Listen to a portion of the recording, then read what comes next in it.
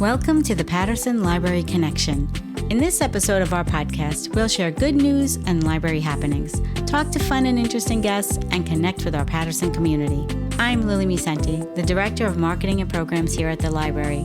In today's episode, I'm talking to Ron Taylor, President of the Patterson Historical Society and longtime member and Chairman of the Patterson Planning Board. I've had the pleasure of working with Ron for nearly 20 years. Together, we've brought countless local history lectures and programs to the library, exploring everything from early pottery and notable residents to discussions about Front Street and beyond. Today, we'll be talking to Ron about his work with the Historical Society and some of the fascinating projects they're involved in and what makes Patterson's past so rich and meaningful. Thanks for joining us. Now let's get started.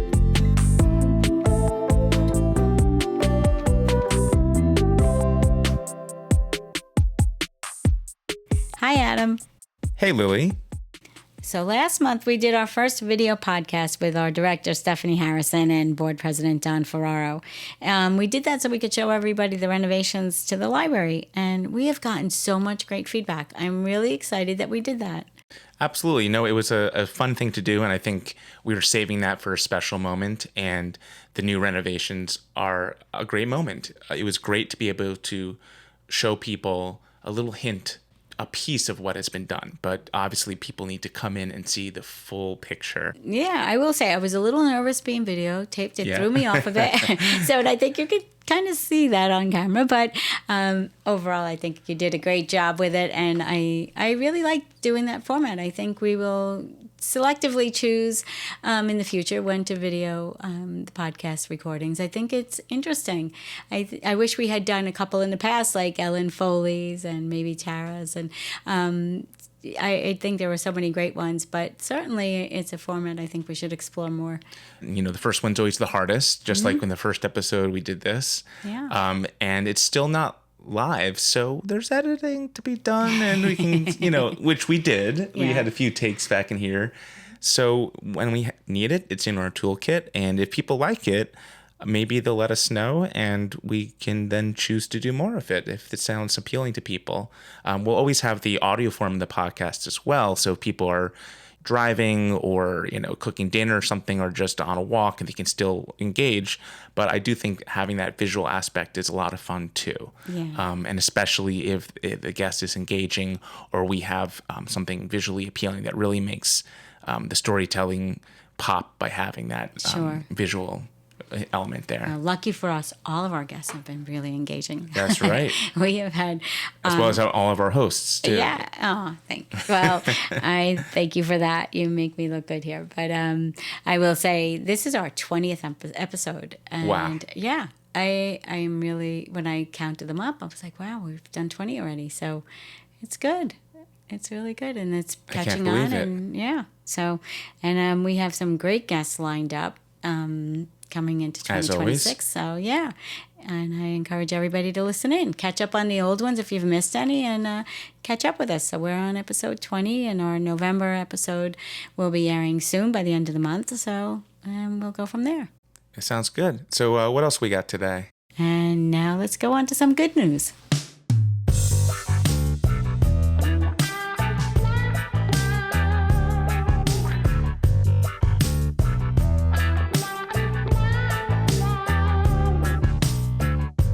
I want you all to save the date. Saturday, December 13th at 2 o'clock, we will be having an open house and ribbon cutting ceremony and the dedication of our reading nooks. It's a great opportunity for everyone to come in and see the changes we've made to the main library, and for those who have never been here to see all that we have to offer. We'll have some fun activities for the kids, and we'll be happy to show you around and tell you all about our resources, services, and programs. It's also the day of the Patterson Holiday Festival parade and tree lighting, right next door on the lawn adjacent to the library. There will be a parade and tree lighting, as well as music, food, great vendors, and so much more. The Danbury Mad Hatters, an a cappella group, will be performing at 3 o'clock outdoors if weather permits. If not, they'll be inside here at the library with priority seating given to people who have registered for the program on our website. I hope everybody turns out for this great family event. The library will be open until 5 that day, so I hope you all come in, check us out, see what's going on, and you don't want to miss the parade and the vendor fair and all the stuff going on outside, starting at 3 o'clock out there and at 2 o'clock here in the library. And that's our good news.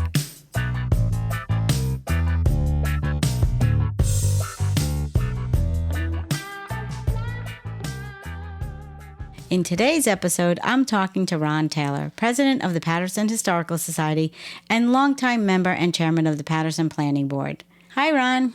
How are you? Hi, Lillie. Great to have you here. Thank you. Happy to be here. So, Ron, you are a well-known person here in Patterson, and you have done so much great work.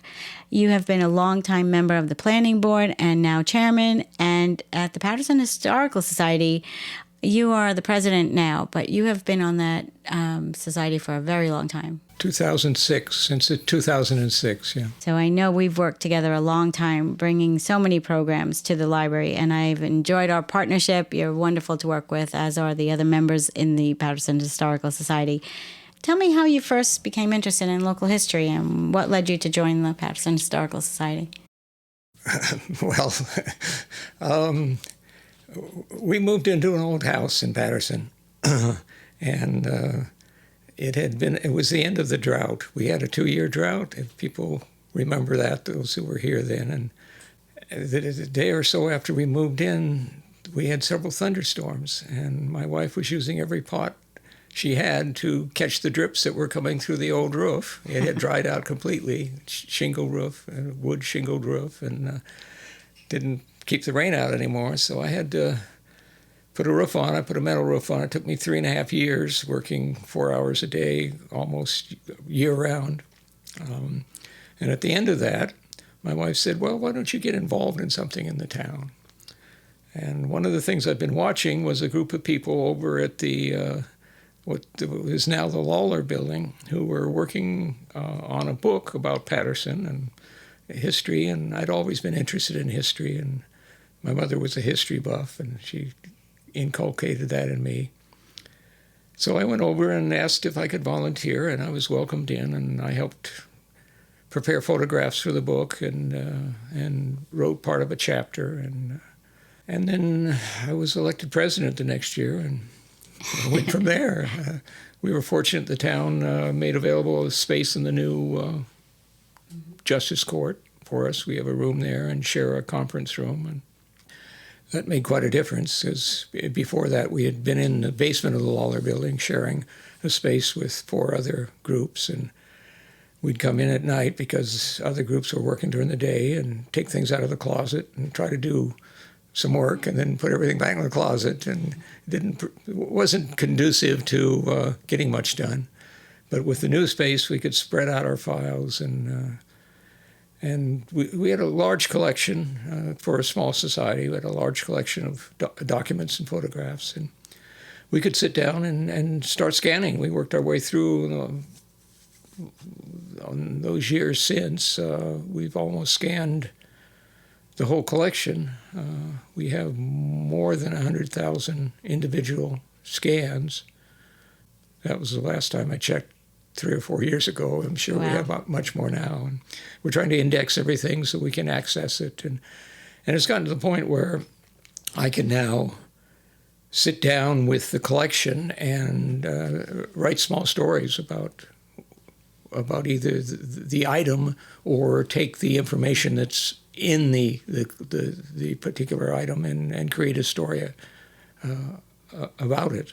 Around it. So for listeners who are not that familiar with the Patterson Historical Society, what is the mission of what you do? Well, we're supposed to preserve and protect the history of the town. We're very small, so we have purposely stayed away from trying to preserve buildings or anything like that. That's a very expensive endeavor to try to do that. We are responsible for maintaining the Little Red Schoolhouse that's on the property of the district school. But beyond that, we've made the commitment to work with our documents, and we do 2 talks a year as outreach to the community and a few other events. But mostly we're working on preserving the collection and publishing items about the collection. And what exactly is in the collection? What type of items? Well, we have a lot of old documents, government documents. The oldest document in the collection is a receipt for paying off a loan from 1743. The original loan was granted in Long Island. I can't remember the town in Long Island now, but ended up, when it was finally discharged, being filed here in the town. And one of the Townsends, and a number of Townsends moved up to this area and were known in Brewster and Kent and so on, and in Patterson also. We have deeds, we have letters, we have a lot of photographs. Families have given us things. The Stevens family, who are the people who used to own what is Thunder Ridge now when it was a farm, gave us what had been a trunk full of documents about the family going back to the 1760s in Connecticut. And then when they moved to New York, here, and deeds and family letters and memorabilia, dance cards, calendars, all kinds of things that people collected. A treasure chest of interesting things. What's nice about it is the few letters that we have give you a sense of what the people were like. I mean, a deed doesn't, newspaper article often doesn't, just a picture doesn't. But when you have a letter or a postcard that has some information on it, you start to see what the lives of the people are like. In this collection, there's one letter written by a daughter to her father, admonishing him for not being a good Christian and for drinking too much. And, unfortunately, there's no reply, if he ever made a reply, but it gives you an insight into that family.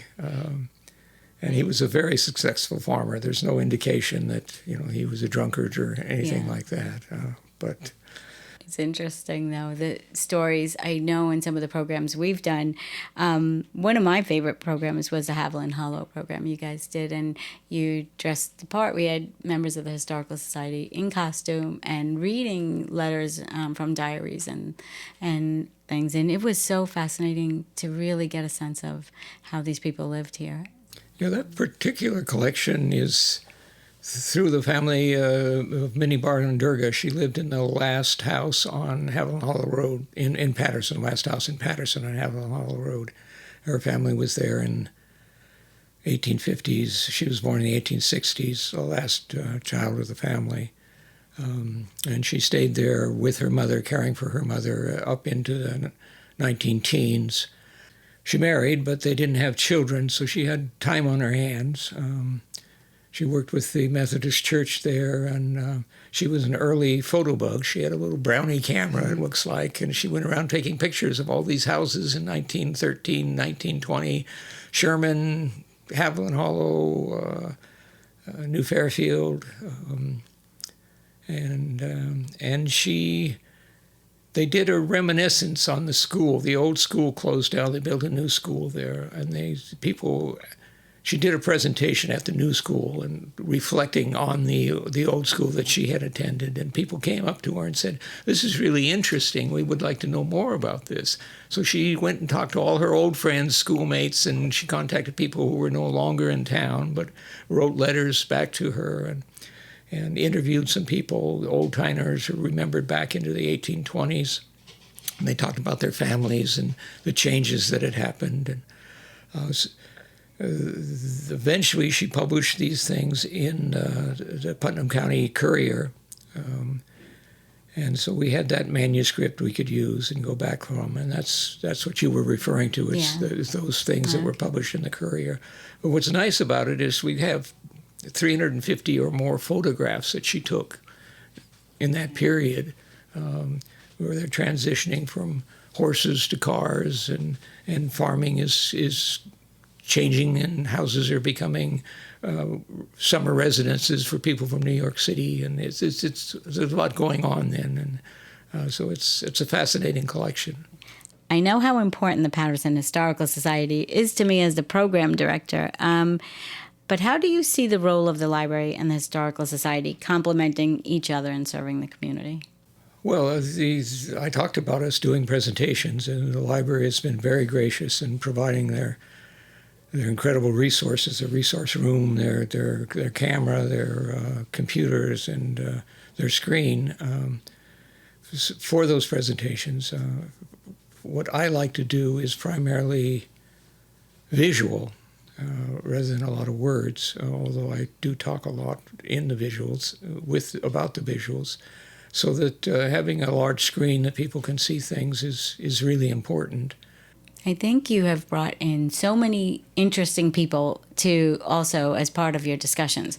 We've covered everything, from pottery to Main Street development on Front Street to the old businesses that used to be there, and so many special guests have come in to also talk with you. Are any of them your favorite program? Well, I should clarify the pottery. The pottery was Native American pottery from the early woodland period, maybe 5,000 to 10,000 years ago. Mm-hmm. So it's not just pottery. It's an important artifact that was from Patterson. Favorite people. It's one person who sticks in my mind because I've worked with him a great deal more than, and I'm still working with him more than just had him as a guest lecture, is James Merrill, Professor Merrill, who's Professor Emeritus from Vassar now, award-winning history writer, great guy, and has been doing research on the interface between Native Americans and the early settlers in this area, culminating with the settlers' revolt in the 1760s, but also touching a little bit on the Indians' role in the Revolution. I mean, he's brilliant. He's willing to share his research, which some people are not. He went down to New York Historical Society and made copies of a number of things, and he's been to Albany and so on, and so have I. I've been to Albany and recorded stuff and shared it with him. So he sticks out, and we're working on the early Baptist church records now. He's interested because a number of the members were involved in the settlers' revolt. And so he's interested in seeing those names and the context that they're in a particular church and so on, which you don't see. I mean, when you're researching history, you don't get much information. You get a name that's in the tax records, doesn't tell you where they lived. So we have to do other research to try to figure out where they lived. And sometimes that's it. I mean, you know the family was here. They were here for 50 years or more, and that's it. That's all we know. And sometimes we have the genealogy of who their kids were and maybe where they came from and where they went, but that doesn't tell you much about these people. Occasionally you'll hit somebody who was important enough that there are a bunch of information about them. I'm doing research on a fellow now who, I mentioned him in the last talk we did, that he bought property here after the Revolution, forfeited property. The landlords had forfeited their property because they were loyalists.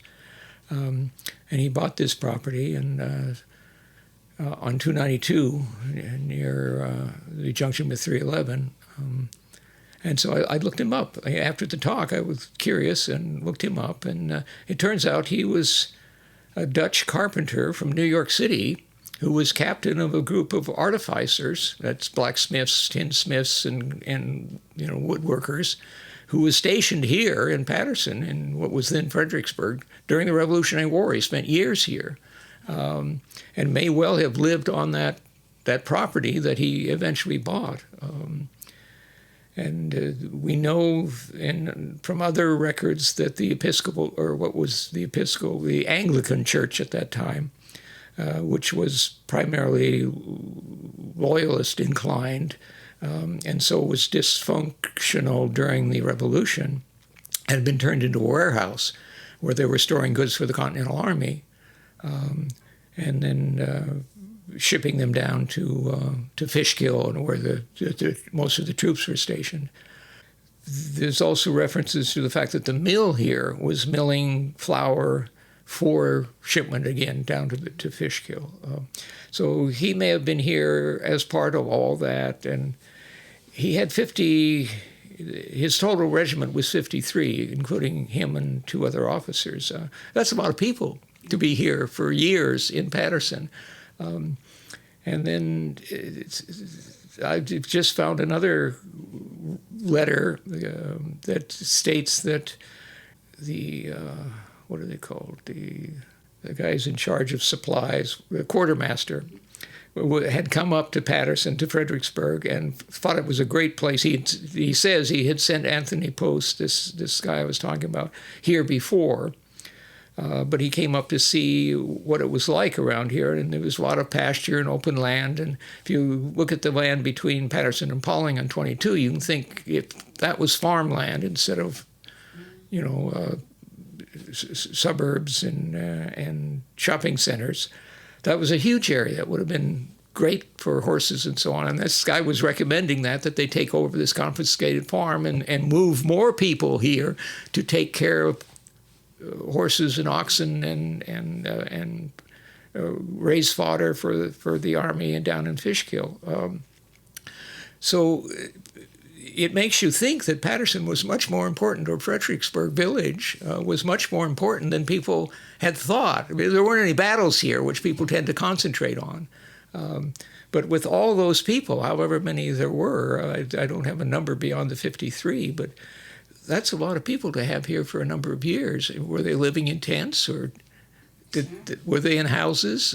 There's a rumor that there was a blockhouse built on the corner of 292 and 311 up on the hill behind that Italianate house there. Did Anthony Post and these people build the blockhouse?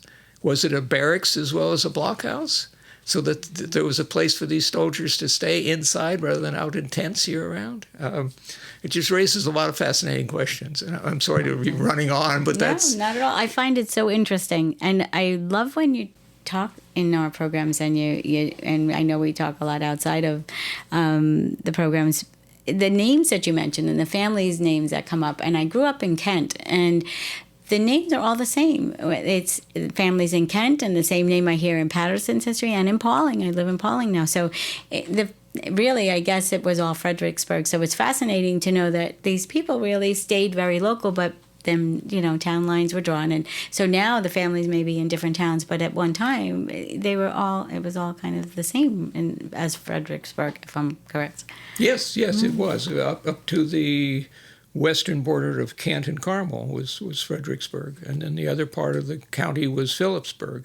So, yeah, I mean, the family would come to an area, say they came maybe to southeast, and they had a farm, and they have 10 kids. And there's not enough land to divide it up among 10 kids and keep them there. So they move a little farther west or a little farther north, and they end up in Patterson, or they end up in Kent, or they end up in Pauling. And then some of them go off northern New York, Champlain and up in there, and then after the Revolution out to western New York and into Ohio, and it's that kind of movement. But yeah, there are a lot of local families who've been here since, well, like I said, for the Townsends, since the 1740s at least. That's a name I know, too, from school. So, it's interesting. So what do you think makes Patterson's history unique compared to the other towns in Putnam County? Is there something that stands out about us? Well, what isn't known is that what I was implying about Fredericksburg, the Patterson portion of Fredericksburg, widely, that back then, back in the early days, there were only a few places where you could cross the Croton River from east to west. And one of them was down in Brewster. One of them was here in Patterson. And then farther north into Pauling, or farther south down Godin's Bridge and down in that area. And that led to creating certain areas of habitation. Because with the traffic, you have wagons breaking down, or people wanting to stay overnight, or supplying goods to the people passing through, or serving as storage depots where different roads intersected, And people were going to come through later and pick up the goods that came on those different roads. And Patterson had that, 311 joining with 292, and then 311 going east into New Fairfield and Danbury, and then 292 running out to Fishkill. That was a major route, running from Danbury to Fishkill, and then, of course, crossing the river to Newburgh and going on to Philadelphia. So there's a lot of traffic back and forth that way, and that causes a village to build up. And we also have this water power here. There used to be mills here, and also at that junction. So you've got the inns that are at that junction. You've got the mill at that junction. You've got a few houses at that junction, and then you get enough people, and you start building churches around that junction, and it becomes a village. And at that time, at the time of the Revolution, there's a reference in Pelletreau where he says the village of Carmel was 3 houses. Wow.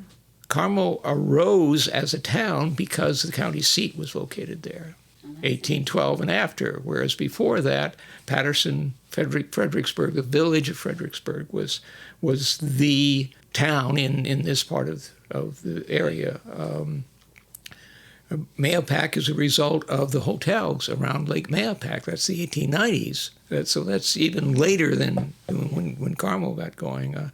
Brewster had mills and mines and things for a long time, too. So they were a large village way back when, but it tended to be more after the Revolution, during that early 1800s. And Paulding, as a village, didn't exist until the railroad came through. The residents for Paulding were really Quaker Hill. That was the place where there were a number of people and stores and things. So again, you're back to Fredericksburg with a dense population relative to what was around it. It was all farms pretty much around it. Because of that, and because of the churches, and because of the fact that it was far enough from the river that it wouldn't be raided easily by the British. The British were going up and down the Hudson, They raided Kingston, they raided Rhinebeck, they raided Fishkill, they raided Peekskill. And I have this letter, this one fellow I was referring to who came here to look at, the quartermaster. He said, we're looking to relocate our stores in Peekskill to a safer place. Well, Fredericksburg is that safer place. That's interesting, is why Patterson is so unique, and our history is unique in the county. You know, there's so much to talk about, and as we know, the anniversary of the 250th anniversary of the Revolutionary War is this year, and I know there was just a program on Sunday that the Historical Society and the library in the town were involved in, and it was well attended, and people are really interested in history. So what is the Historical Society working on now? Like, what projects do you have? Well, I should say, for a clarification, that the presentation was well attended, but I think the median age was 75, if not later. It was very disappointing. I don't think there was anybody in the audience under 40, maybe under 50. Not disparaging or exposing your age, Lily, but no. And that's disappointing. What is the society doing? I mean, I don't know if we can do anything about that. What we're doing is a lot of the county are into events, parades, firing muskets and firing cannons and declaiming the Declaration of Independence from the steps of the courthouse, and which didn't exist during the Revolution, by the way. But as I said, we're into our archives. We're into research and history. What we're doing is we're trying to research, which hasn't been done, individuals and what it was like for individuals during the Revolution. So this Anthony Post is one example of that. I'm doing the research on him, people we know who lived here, and people we can find information about. Unfortunately, as I said, we've got a long list of names, and it's just a name. We know nothing else about them. But where there is something known, then we're trying to bring that history up. And all these people, not just patriots, but loyalists as well, and the Quakers who were neutral. And we'll see how far we get with this. There's me and a few others that are doing research, and it takes a long time to do this. But Anthony's almost done. And I did the Reverend Sayer, who was the Episcopal or the Anglican Reverend here, and is kicked out, and his land is confiscated. And Anthony Post ends up on his land. So we've got a loyalist. We've got a settler early on, Benjamin Hatch. I got to research him to see if there's anything about him. The loyalist Reverend, and then Anthony Post. And that's a plot of land that has all that history associated with that particular plot of land that we can point to in Patterson. So there is so much, and I know you guys have worked on the burial ground also on 311. Yes. Yeah. And is that still an ongoing project? Yes, it's to the point where it's just maintenance. People are weed whacking. There are a couple of landscape companies that are helping, and volunteers come out and just keep it weed whacked. And we're doing research on that also. There's a videographer who's working with me on the Baptist records, which I referred to before, and what we know about the cemetery after the Baptists left before the Revolution, which is, again, a fascinating subject. You've got the Baptists here in the 1760s. They leave and go to Northeast after the Settlers' Revolt before the Revolution. The cemetery has some Revolutionary War people buried in it, people who came up from Westchester. Again, this is a refuge for people from Westchester, for people who were burned out in Danbury. And it was a safe place. People could come. It wasn't just for goods that were safe here, but people were safe here.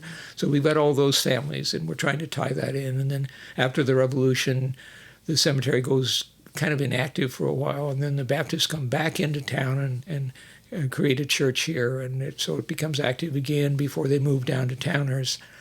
Then a few people are buried in it before the Civil War, around the time of the Civil War, and then it becomes totally defunct, abandoned. But it's a slice of history. It's a piece of ground that you can create this slice of history that runs for 100 years. Mm-hmm. About all these different things that happened in Patterson, in Fredericksburg, in the town over that period. It's a good example of that. And rather than a document, it's a physical manifestation of that in the gravestones that are there.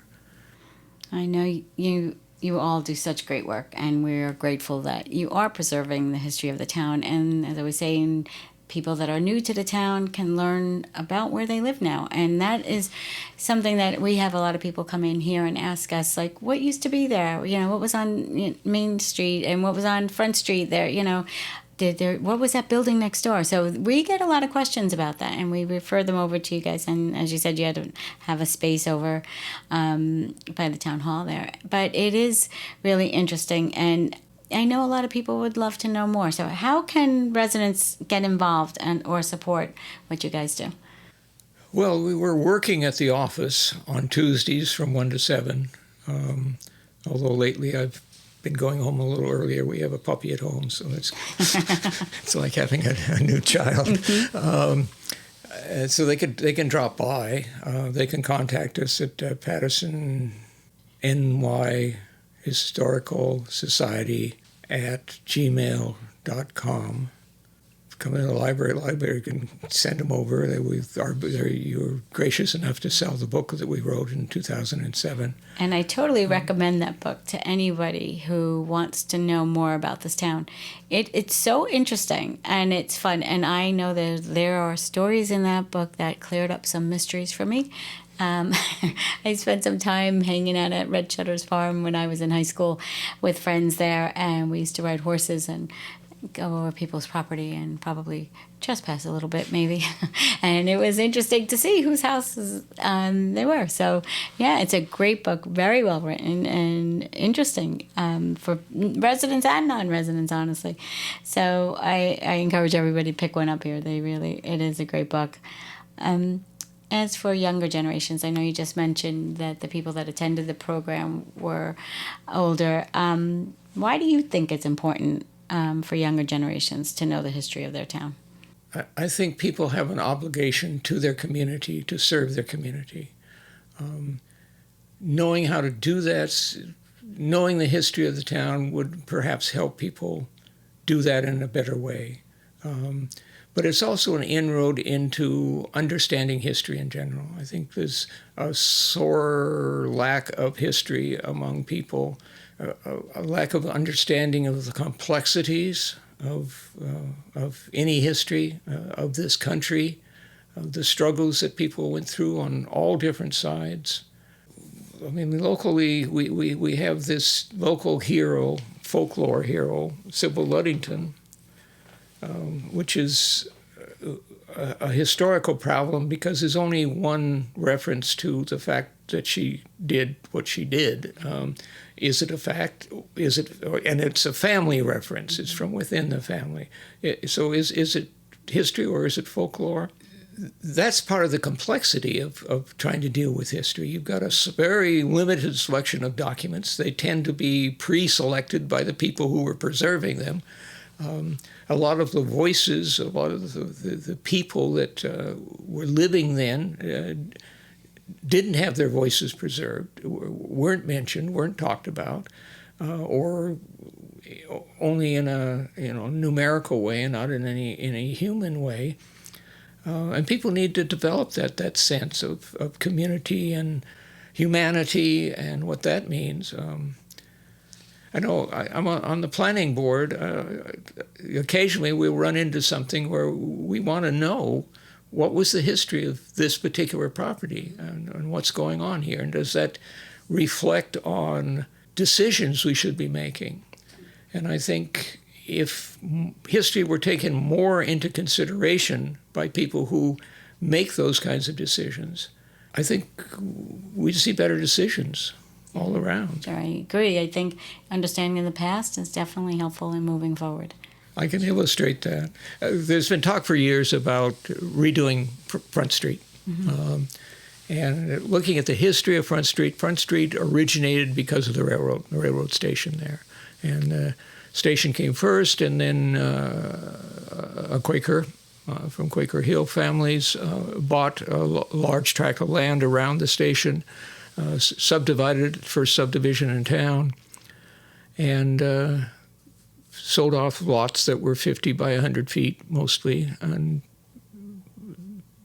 businessmen built businesses along the railroad, and the houses, the South Street houses and so on, were built on the lots in behind. But it was all started around the railroad, and then it really flourished starting about 1890, and a lot of the houses on South Street date from then, when there was a woodworking factory, a cigar factory, and the feed store, which milled grain and sold farm products, and of course blacksmiths and all those supporting industries for agriculture. When the owner of the cigar factory died, his son moved the business to New York City, and the town lost over 100 workers from the factory. Wow.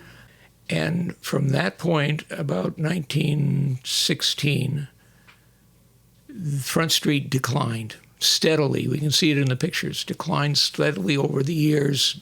Buildings burned, buildings were demolished, businesses changed to lower income type of businesses. So that if you're talking about redoing Front Street, I think you need to understand the economic history of Front Street and what dynamics will have to be resurrected in order to make it viable. You can't just build restaurants and expect it become this downtown Paulding all of a sudden, or downtown Poughkeepsie, or downtown like some of these villages upstate, Skaneateles or places like that. First of all, you don't have the infrastructure to support that. You don't have these old buildings like in Beacon. They had all these old brick buildings that could be renovated, and Beacon suddenly blossomed. Cold Spring, the same thing. There's nothing left of Front Street, basically. A couple of old historic buildings and not much else.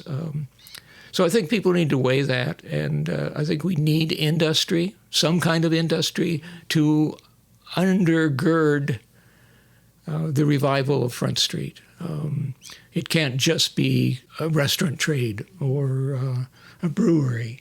I don't think there's enough economics there just to do that. So now that the town has got water to Front Street so that the infrastructure is there for people to build buildings, we need to look at what kind of people we attract to building on Front Street, what kind of businesses to attract there. So that's history and planning going together. Yeah. And that's just an illustration of what you were saying. Which is why you are the perfect person to be the president of the Historical Society and the chairman on the planning board, because it is a unique insight that you bring to both positions. And I do think it's so interesting how you have one foot in the past and preserving history, and yet as chairman of the planning board and a longtime member on the planning board, seeing where we go into the future. So I'm grateful to you, and you are a wealth of knowledge and such an asset to the town here and to the library as well.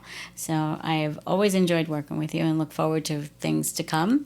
I know we'll have more fun and interesting talks, and thank you for inspiring people to get involved in the Historical Society and learn more about the town where they live and what they can do to help preserve our past and move forward into the future. And thank you so much for being on the podcast today. No, thank you for asking me. Come back anytime.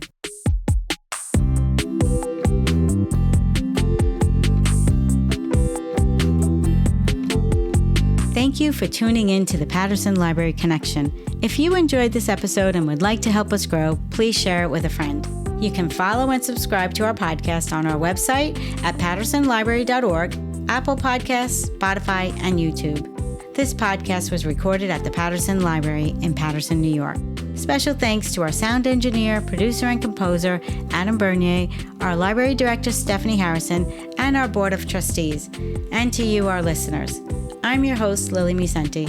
We'll see you next time on the Patterson Library Connection.